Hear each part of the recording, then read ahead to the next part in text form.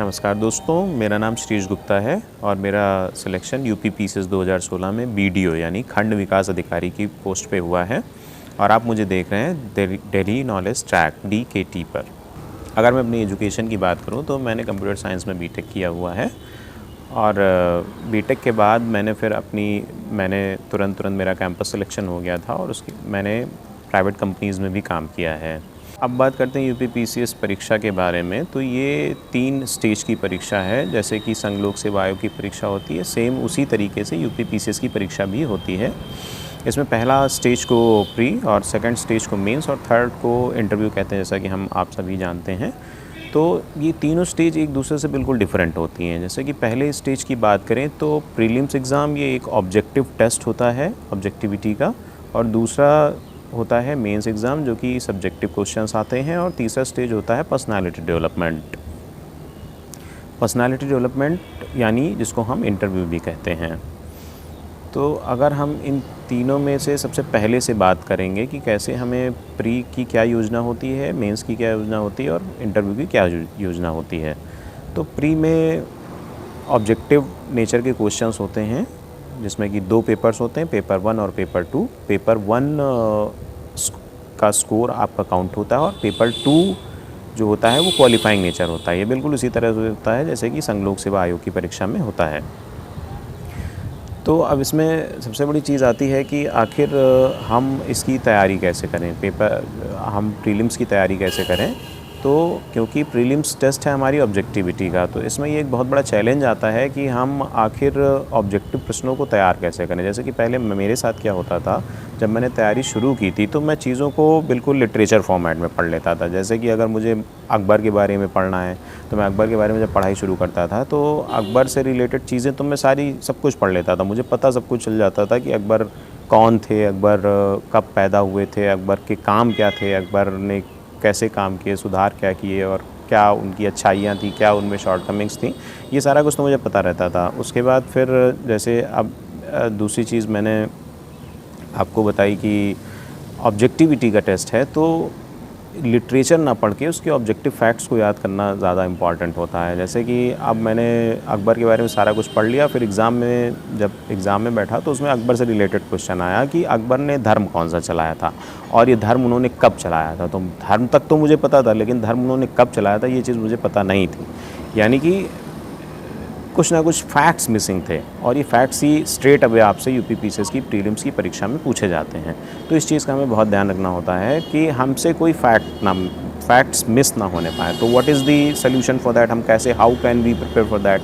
तो इसके लिए फिर मैंने ये चीज़ अपने सीनियर से भी कंसल्ट की, तो उन्होंने बताया कि आप चीज़ों को ऑब्जेक्टिव फॉर्मेट में पढ़िए। मतलब कि अगर आप कोई लिटरेचर पढ़ते हैं तो उससे मैक्सिमम क्वेश्चंस क्या बन सकते हैं, मैक्सिमम फैक्ट्स के क्वेश्चन क्या बन सकते हैं, पहली चीज़। दूसरी चीज़ है कि आप जैसे अकबर का चैप्टर पढ़ रहे हैं तो अकबर से रिलेटेड आयोग की परीक्षा में पहले कौन से क्वेश्चंस पूछे गए हैं, उनका एक बहुत ही इंपॉर्टेंट रोल इसमें रहता है। आप किसी भी चैप्टर को पढ़िए तो उससे रिलेटेड कौन से क्वेश्चन प्रीवियस परीक्षा में पूछे गए हैं उनको ज़रूर वहाँ पर देख लीजिए, क्योंकि या तो क्वेश्चन कभी कभी रिपीट भी हो जाते हैं यूपी पीसीएस में, और रिपीट अगर नहीं भी होते हैं तो क्वेश्चन कहीं ना कहीं उनके आसपास से ही निकल करके आते हैं। कि इसके कई एग्जांपल्स हो सकते हैं, जैसे कि अकबर ने धर्म कौन सा चलाया, ये एक क्वेश्चन हो सकता है। अकबर ने ये धर्म जो चलाया था ये कब चलाया, ये एक धर्म हो सकता है। इस धर्म में ये एक क्वेश्चन हो सकता है, अगला क्वेश्चन हो सकता है। इसके बाद इस धर्म से रिलेटेड, इस धर्म को मानने वाले ईसाई कौन थे, पहले ईसाई कौन थे जो इस धर्म को मानना शुरू कर दिए थे, ये एक अगला क्वेश्चन हो सकता है। यानी कि धर्म से कई सारे क्वेश्चंस बन सकते हैं, धर्म से कई सारे क्वेश्चंस बन सकते हैं। तो हम इसमें प्रीवियसली कौन से क्वेश्चंस पूछे गए हैं या उसके अगल बगल क्वेश्चंस को फ्रेमिंग में आसानी हो सकती है। ऑब्जेक्टिविटी बहुत क्लियर होनी चाहिए। फिर से मैं आपसे कह रहा हूँ, अगर कोई आप लिटरेचर पढ़ते हैं तो उसकी ऑब्जेक्टिविटी कैसे क्लियर कर सकते हैं, उसमें ऑब्जेक्टिव फॉर्मेट में क्या चीज़ें एम्बेडेड हैं, they need to be found out at any cost, and this is the most important aspect of obtaining the objectivity। तभी आप गेन कर पाएंगे। पहले होता था कि प्री में कई बार मैंने प्री का एग्ज़ाम दिया और उसमें बहुत थोड़े मार्क्स से मेरा रुक जाता था। तो यही चीज़ इसमें सबसे बड़ा कारण बन रही थी कि मैं ऑब्जेक्टिविटी अपनी क्लियर नहीं कर पा रहा था। यानी पहली टिप, पहले टिप्स प्री के लिए प्रिपेयर करने की टिप्स में पहली टिप्स होती है आपको ऑब्जेक्टिविटी बहुत अच्छे से क्लियर करनी है। दूसरा, प्रीवियस ईयर के क्वेश्चन पेपर से अंदाज़ा लगाना है कि किस तरीके का क्वेश्चन एक्चुअली आने वाला है। तीसरा, आप अपनी जो भी मैगज़ीन्स पढ़ते हैं, प्रतियोगिता दर्पण हो सकती है, घटना चक्र हो सकती है, उसमें कई सारी परीक्षाओं के क्वेश्चन पेपर्स दिए होते हैं, उसमें उस टॉपिक से या फिर ऑब्जेक्टिव क्वेश्चंस दिए होते हैं, यानी मैक्सिमम आपको ऑब्जेक्टिव क्वेश्चन ही सॉल्व करने हैं। ऑब्जेक्टिव क्वेश्चन जब आप सॉल्व करते हैं तो उससे होता ये है कि हमारा एक सर्टेन ऑब्जेक्टिव, यानी एक लाइन का, हर एक लाइन का एक सर्टेन ऑब्जेक्टिव होता है जो हमें उस पर्टिकुलर रिज़ल्ट पे ले जाती है। ऑब्जेक्टिविटी मतलब actual result, what is the actual result of a certain phenomena, that is called the objectivity. यानी हमें कोई भी लाइन अगर हम पढ़ते हैं तो हमें एक सर्टेन रिज़ल्ट की तरफ ले जाती है, उस चीज़ को हमें याद रखना है। दूसरी परीक्षाओं के भी पेपर्स हमें करते रहने हैं, उसी से हमारी ऑब्जेक्टिविटी क्लियर होगी और अल्टीमेटली वो प्री में हमें बहुत ज़्यादा लाभ पहुंचाएगी। दोस्तों, अब बात करते हैं मेन एग्जामिनेशन की। मेन एग्जामिनेशन एक बहुत इंपॉर्टेंट पड़ाव है। पहली चीज़ तो ये, क्योंकि प्रीलिम्स जहां सिर्फ और सिर्फ इस बात को डिसाइड करता है कि आप मुख्य परीक्षा में पार्टिसिपेट करेंगे या नहीं, सिर्फ यहीं तक उसका रोल ख़त्म हो जाता है। जबकि मुख्य परीक्षा ये होती है कि आप उसमें कितना स्कोर करते हैं, वो ये डिसाइड करता है कि आप फाइनली जब सिलेक्ट होएंगे तो आपकी उसमें रैंक क्या होएगी। आप एसडीएम बनेंगे, डिप्टी एसपी बनेंगे, बीडीओ बनेंगे, असिस्टेंट कमिश्नर कमर्शियल टैक्स बनेंगे, या क्या बनेंगी, ये सारी चीज़ें आपकी डिपेंड करती हैं उस मेंस के स्कोर पे। यानी मेंस पर हमें बहुत ज़्यादा एम्फेसिस देनी है। तो अब ये चैलेंज आता है कि हम मेंस की तैयारी कैसे करें। प्री में एक बार होने के बाद मेंस की तैयारी में बहुत मुश्किलें आती हैं। ऐसा कई बार मैंने देखा है कि इसमें कई कैंडिडेट्स को बहुत ज़्यादा प्रॉब्लम होती है। पहला चैलेंज तो ये आता है कि हम कैसे लिखेंगे। दूसरा चैलेंज ये आता है कि हम राइटिंग अपनी कैसे मेंटेन करेंगे। तीसरा चैलेंज ये आता है कि अपनी जो विद इन वर्ल्ड लिमिट है उसमें कैसे रहेंगे। हो सकता है कि वर्ल्ड लिमिट से हमारा ज़्यादा हो जाए या कोई कम हो जाए। तो ये कई सारे चैलेंजेस हैं जो इसमें आते हैं, तो इस पर हम सब पे बात करने की कोशिश करेंगे।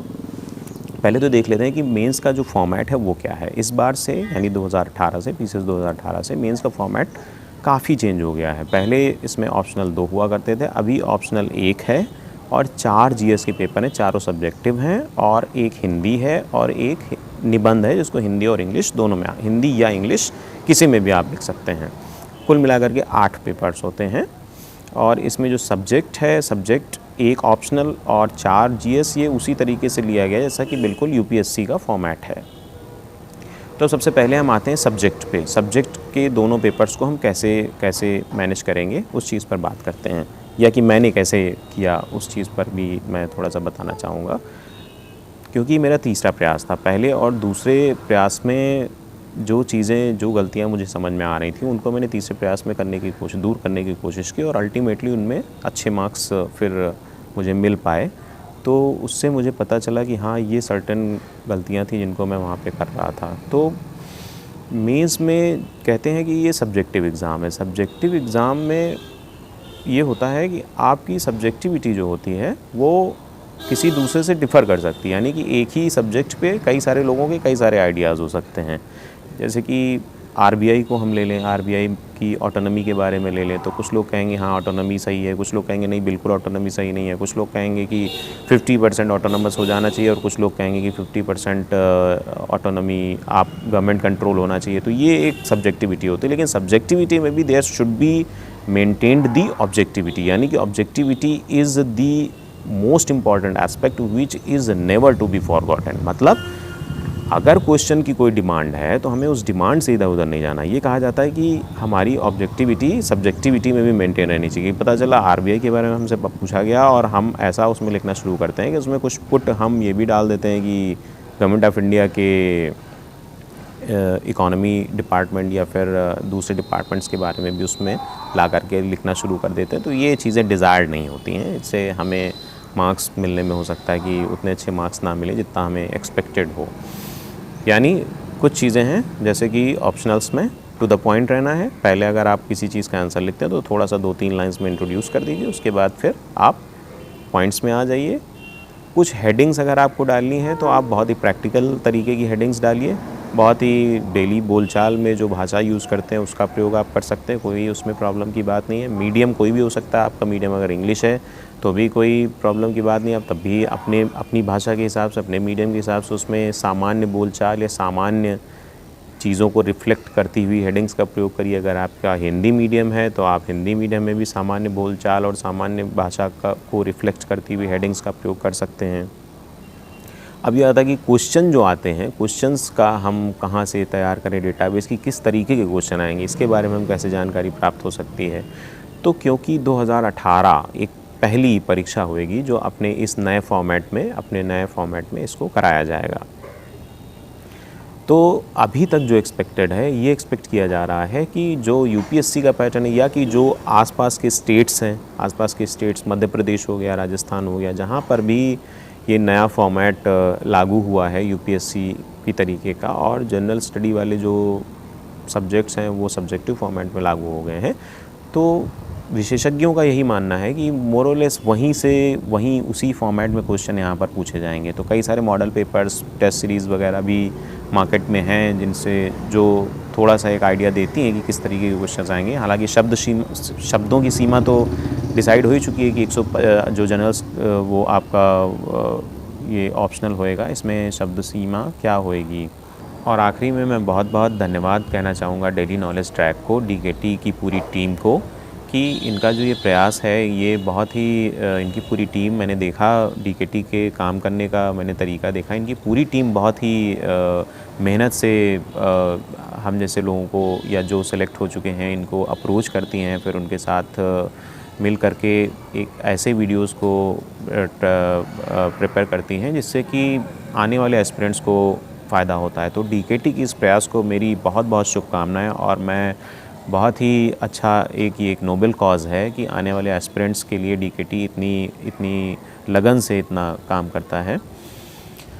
और दोस्तों मुझे लगता है डीकेटी पर जितनी भी जो जानकारी मैंने आपसे शेयर करी वो आपके लिए भी यूज़फुल हो और आपके फ्यूचर के लिए बहुत बहुत शुभकामनाएं।